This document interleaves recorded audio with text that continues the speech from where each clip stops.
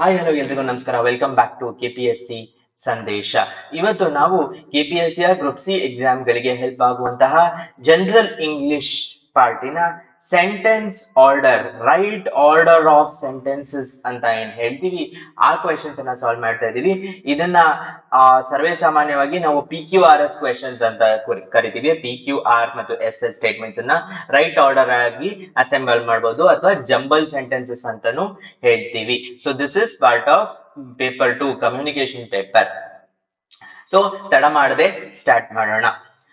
ಮೊದಲನೇದಾಗಿ ರೀಸೆಂಟ್ ಆಗಿ ನಡೆದಂತಹ ಕಲ್ಯಾಣ್ ಕರ್ನಾಟಕ ಪೇಪರ್ ನ ಕಮರ್ಷಿಯಲ್ ಟ್ಯಾಕ್ಸ್ ಇನ್ಸ್ಪೆಕ್ಟರ್ ನ ಪೇಪರಿನ ಕ್ವೆಶನ್ಸ್ ಇದು. ಸೆಂಟೆನ್ಸ್ ಆರ್ಡರ್ ಕ್ವೆಶನ್ಸ್ ಅಲ್ಲಿ ಯಾವುದೇ ಒಂದು ಥಿಯರಿ ಅಂತ ಇರೋದಿಲ್ಲ, ತರ್ಕವನ್ನ ಯೂಸ್ ಮಾಡಿ ಆನ್ಸರ್ಸ್ ಅನ್ನ ಹುಡುಕ್ಬೇಕು. ಸೊ ಈಗ ಸ್ಟಾರ್ಟ್ ಮಾಡೋಣ.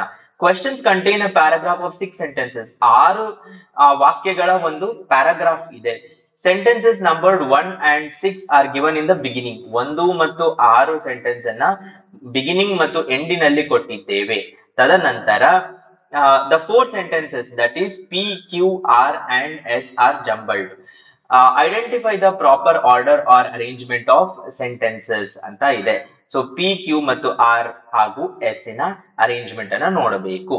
ಮೊದಲನೇ ಕ್ವೆಶನ್ ಅನ್ನ ನೋಡೋಣ. The highway was so badly damaged that accidents had become common. There were other health issues ಅನ್ನುವ first sentence. Last sentence, this made news at the state level and authorities rushed to the scene ಅನ್ನುವುದು last sentence. So ಈಗ ನಾವು PQR ಮತ್ತು S ಅನ್ನ ಎಷ್ಟು ಬಾರಿ ಓದಿದರೂ ನಮ್ಗೆ right order ಮೈಂಡಿನಲ್ಲೇ ನಾವೊಂದು ಆರ್ಡರ್ ಮಾಡಿಕೊಂಡು ಅದನ್ನ ಮ್ಯಾಚ್ ಮಾಡೋದು ಒಂದು ಅಪ್ರೋಚ್. ಬಟ್ ಅದು ಟೈಮ್ ಕನ್ಸ್ಯೂಮಿಂಗ್. ಯಾಕಂದ್ರೆ ನಾವು ಫೈನಲಿ ಒಂದು ಆರ್ಡರ್ ಮಾಡ್ಕೊಂತೀವಿ, ಆ ಆರ್ಡರ್ ಅಲ್ಲಿ ನೋಡಿದಾಗ ಅಲ್ಲಿ ಆರ್ಡರ್ ಇರೋದಿಲ್ಲ.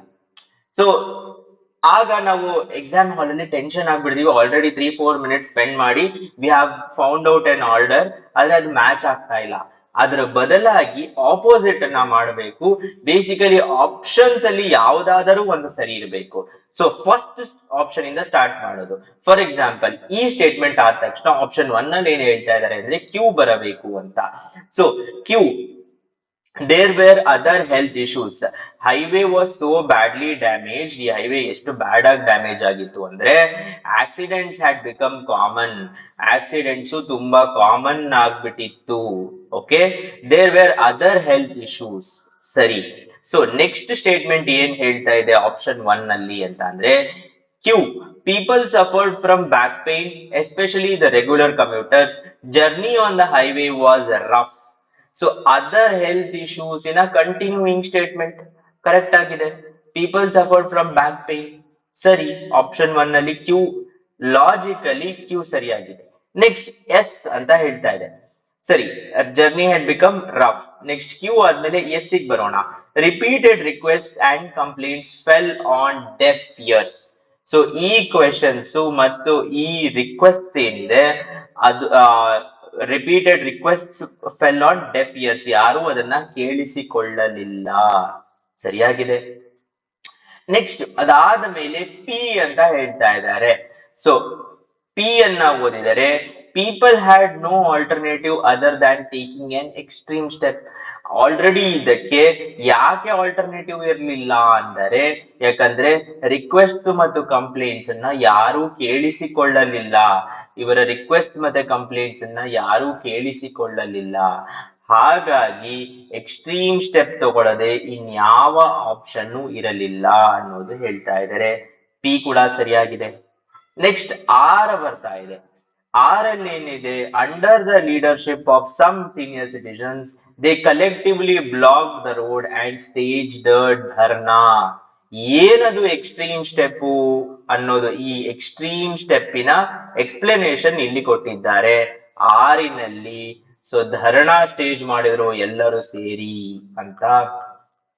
ಅದಾದ ಮೇಲೆ ಫೈನಲಿ ಆ ಧರಣಾ ಏನಿದೆ, ಸ್ಟೇಜ್ ದ ಧರಣಾ ಬಂದ್ಬಿಟ್ಟು this made news at the state level and authorities rushed to the scene.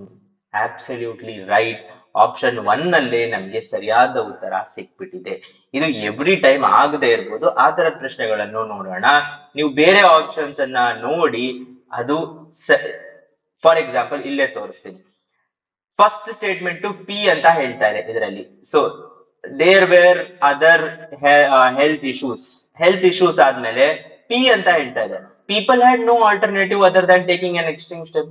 Absolutely wrong. ಇದಾದ್ಮೇಲೆ ಇದು ಬರುವ ಒಂದು ತರ್ಕಬದ್ಧವಾದ ಒಂದು ಪ್ಯಾರಾಗ್ರಾಫ್ ಆಗ್ತಾ ಇಲ್ಲ. ಸೊ ಇದನ್ನ ಎಲಿಮಿನೇಟ್ ಮಾಡಬಹುದು.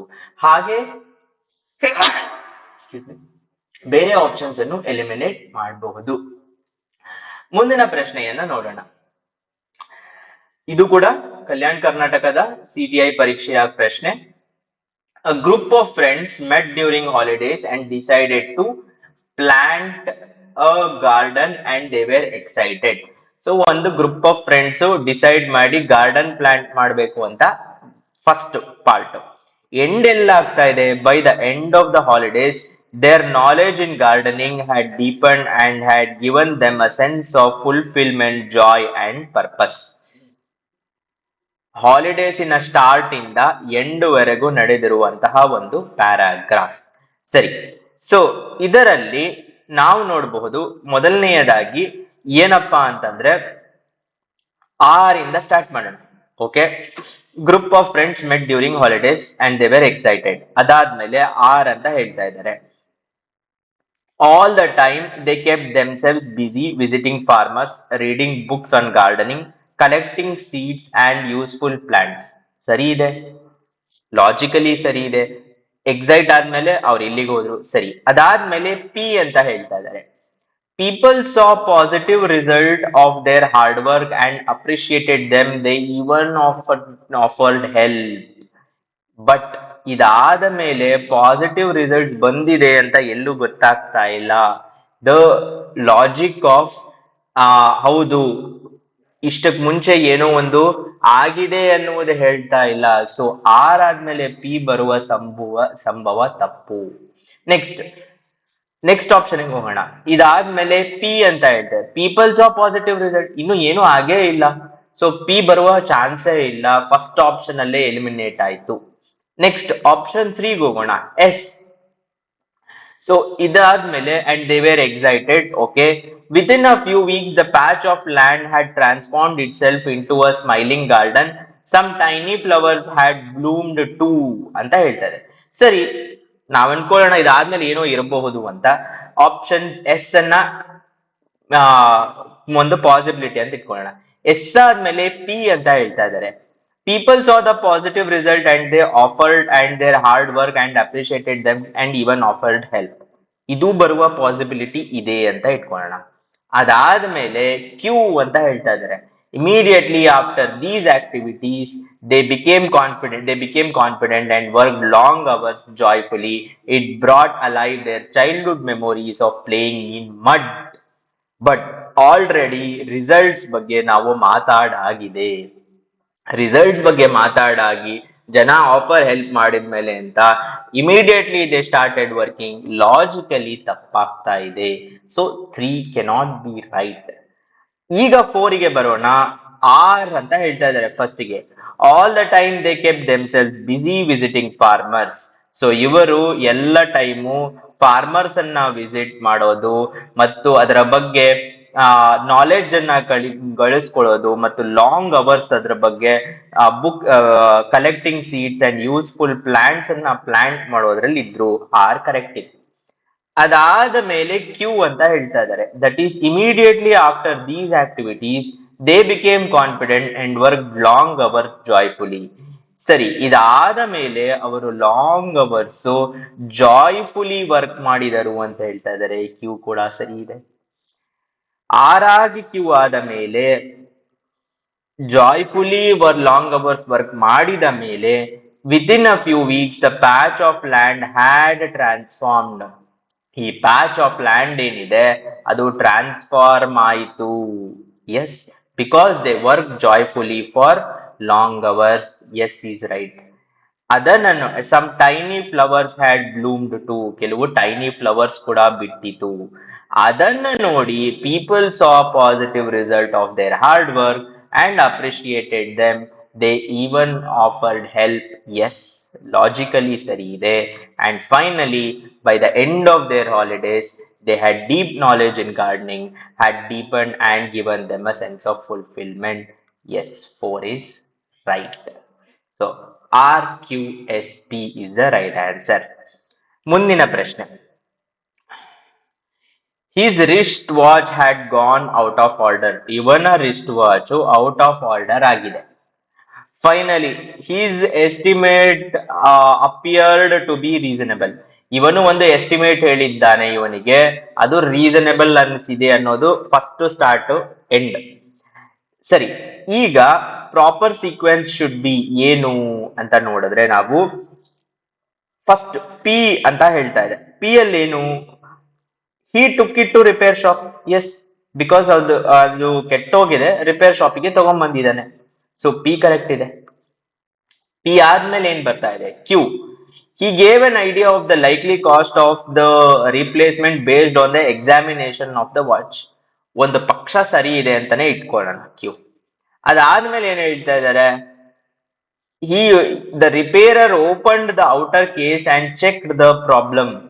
ಬಟ್ ಎಸ್ ಅಲ್ಲಿ ನಮ್ಗೆ ಕ್ಯೂ ಅಲ್ಲಿ ಆಲ್ರೆಡಿ ಕಾಸ್ಟ್ ಬಗ್ಗೆ ಹೇಳ್ಬಿಟ್ಟಿದ್ದಾನೆ ಅಂತ ಕೊಟ್ಟಿದ್ದಾರೆ.